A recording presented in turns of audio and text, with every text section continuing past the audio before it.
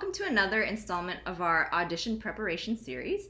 Our special guest today is Les Roettges, who is the principal flute of the Jacksonville Symphony. Hey Les, how are you doing?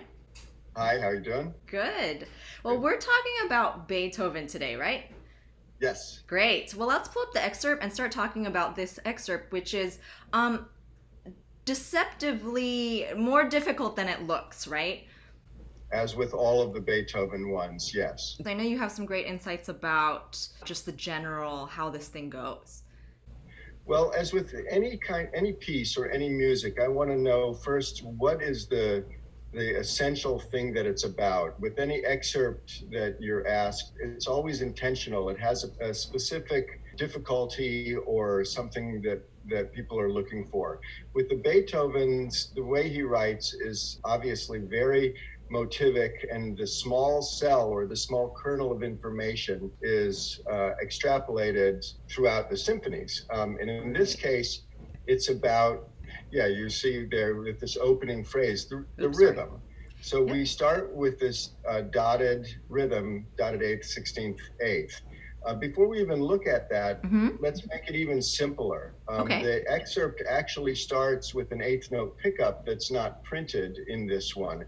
But if we look down here, we see the rhythm actually of the theme, and it's an eighth pickup to the long note. If we establish that rhythm as our base,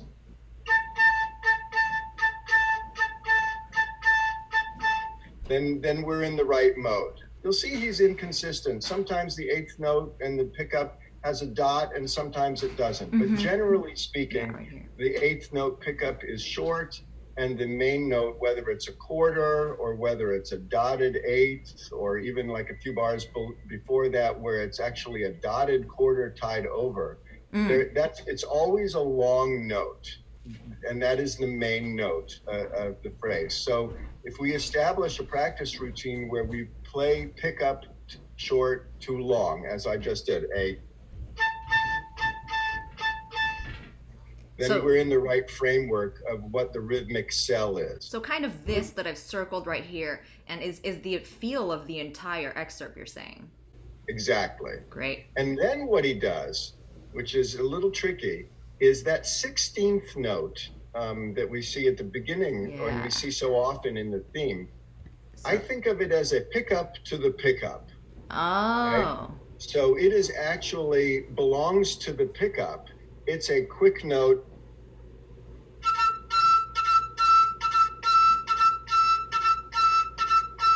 If we think of it as belonging to the pickup, then it makes sense. The dotted eighth is still the long note. And both the pickups, the 16th and the 8th, are staccato, the way it's printed later when we start playing the theme. Thinking of the cell like this rather than like this.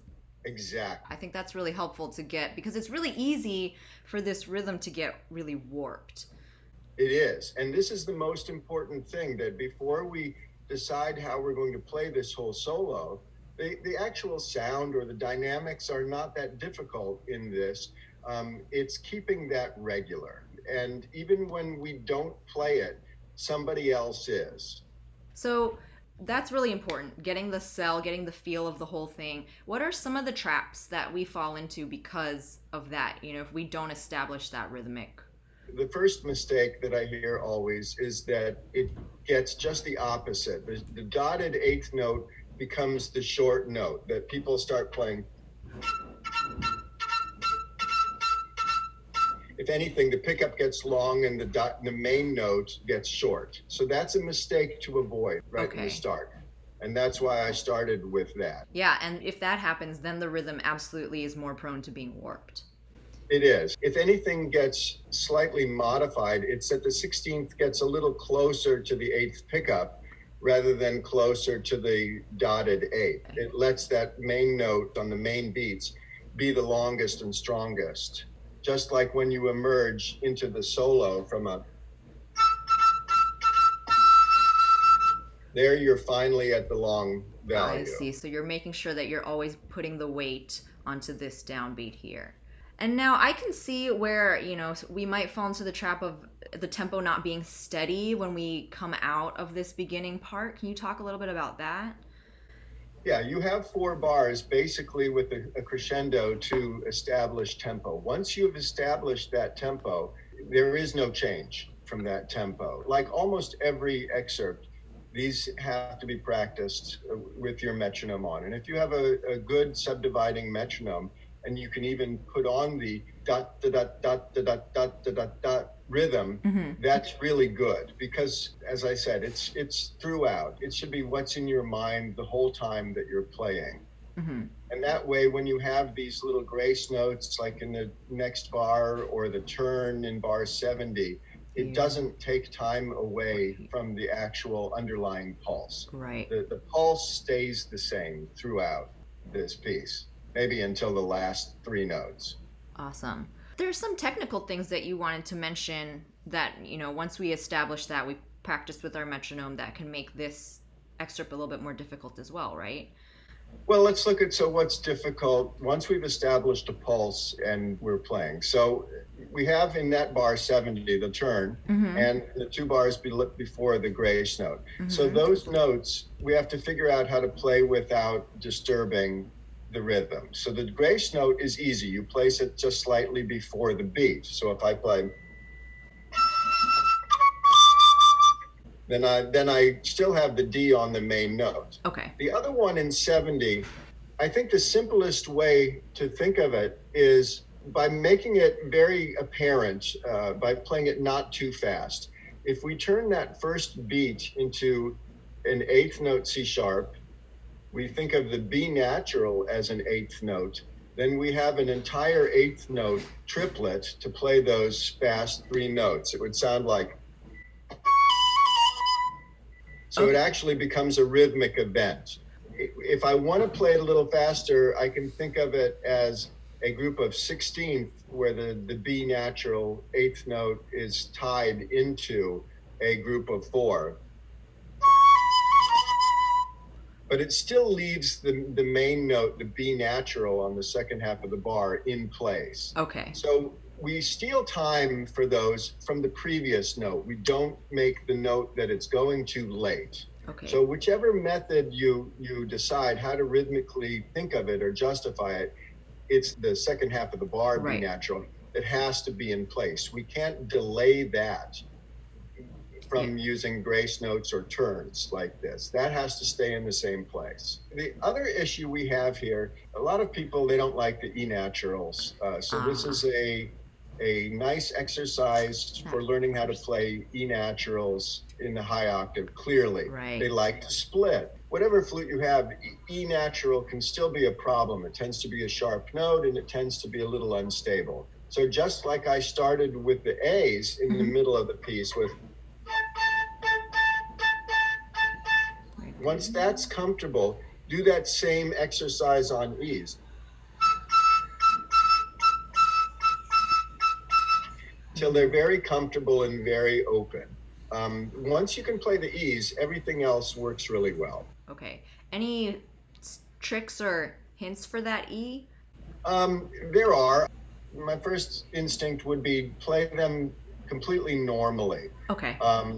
Most flute players know that if they lift their right hand pinky, that the E gets a little more stable, but it also gets a little flatter, which is a problem when it's starting in piano. Yeah. I would say practice the exercise or the excerpt first as you would normally play, and learn to play that stably without splitting. Okay. The other thing that tends to be out of tune when we go over the F sharp. Yeah. F sharps also like to be sharp and like to split. And as a third above the D, it wants to not be too sharp.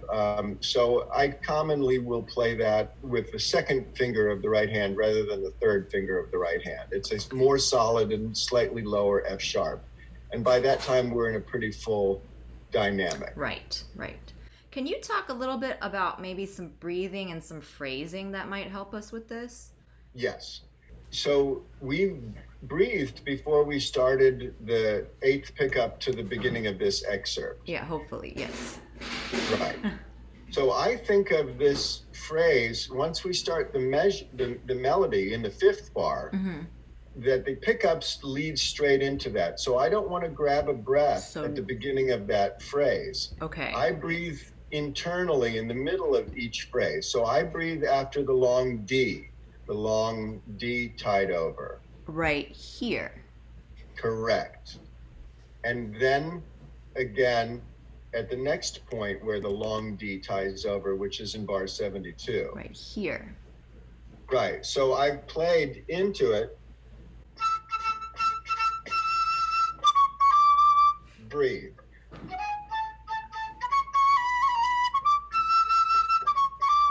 Breathe. You have time. You have plenty of time with the long note to steal a little time from that D. And that does fit with the phrase. If you look at the phrase, it kind of splits right here as a kind of a call and a response that happens. So. Exactly, and that's a hallmark of any classical musical phrase, whether it's Mozart or Beethoven as well, that it's this idea of a antecedent consequent, question answer. Right. So almost all these phrases typically are two parts. That lets the first part stand and the second part be slightly different. We haven't mentioned this, but this should go without saying that before or while you're learning this excerpt, you should listen to multiple good recordings of how this goes, and maybe perhaps even look at the score, which I'll pull up here right now, which is lined up right on the excerpt. And this score is available for free for download off of IMSLP. So you can go and download this and listen with the score. And like you're saying, Les, this rhythmic cell is always happening somewhere, whether it's with you or with someone else. Right, and you'll see the string parts at the bottom reinforce it with a quick with pickups as well. Like this is a good example right here, is where you drop out for a little bit, and the clarinets and the bassoons take over that little rhythmic cell in some sort of answer. And if you can hear all of the orchestral parts while you're playing the excerpt, you're less likely to do something funny with the rhythm. And what's interesting here and brings us to one thing we didn't discuss, which is the dynamic. You see it's fairly thickly written. It's not a flute solo where the flute is just playing by itself. Right. There's a lot else going along. Yeah. So it leads us to the question that's always important with solos. When the solo starts in the fifth bar, Beethoven's marked piano after crescendoing. Mm-hmm. I think this is more an element of that this is a solo piano. I try to think of dynamics not so much as absolute volume of sound, but character of sound. Right. So it's a piano character, meaning it's more dolce, it's more pretty. It doesn't have to be aggressive, but it's not going to be very quiet. Yeah. I mean, I kind of see this as even maybe having a slightly pastoral kind of feel to it. Correct. So think of piano as just that it's not aggressive, just that it's, I try to always teach students that P means pleasing or pretty or something like that. It does not mean necessarily that it's very, very quiet.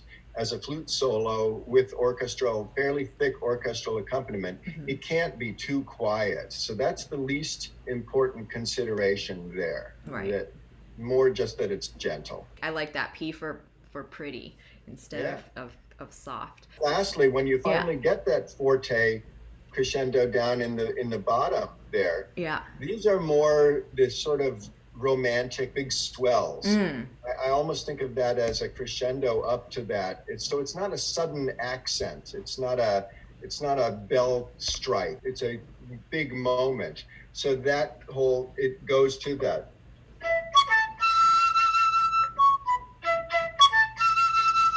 It happens naturally. The flute wants to play loud there anyway. So don't think of that as a sudden accent. Just think of that where it's really full. And then these sforzandos, the solo is pretty much over. You're just reinforcing because the rest of the orchestra is doing the rhythm. Right down here. Yeah, they're doing those big scales, or they're doing the da-da-da. Or what you see with the da-da-da-da-da-da-da-da-da-da up to the fermata notes. So we're just with those sforzandos there, they are accents. So the sforzandos are accents. The forte with the decrescendo is really an interpretive swell or a big moment. Awesome. but not hard. Great. Well, that's a lot of things for us to think about, and I think a lot of things, great tips for us to practice. Any last thoughts about this one? As I said at the beginning, it seems quite simple, but the difficulty with all Beethoven is accurate rhythm, accurate divisions between the different kinds of rhythm. So what's always hard is maintaining good time across changes of pulse. So it starts by establishing a very clear pulse with the da da da da da da da da da da da dum, and then it becomes very melodic. And it's hard to not change. And that's our goal in these, that with every different melody fragment that we play, that it's still part of a bigger context where the pulse is completely consistent. Yeah, great. So practicing with the metronome, like you said right at the beginning, is going to be really key for this excerpt. Always. If you think about orchestra auditions, whether it's for a youth orchestra or whether it's for a professional orchestra at the highest level, number one and number two things that they are listening for and what people will be knocked out for is bad time and bad pitch. Yep. There's plenty of room for different interpretations, but inconsistent rhythm and out of tune playing are your enemies. So your metronome and your tuner are your best friends. Thank you, Les. That's really helpful. And I think if we listen to everything that you said and do some of those exercises, this excerpt will become a lot easier to master. Good luck. Thank you. Bye. Thank you.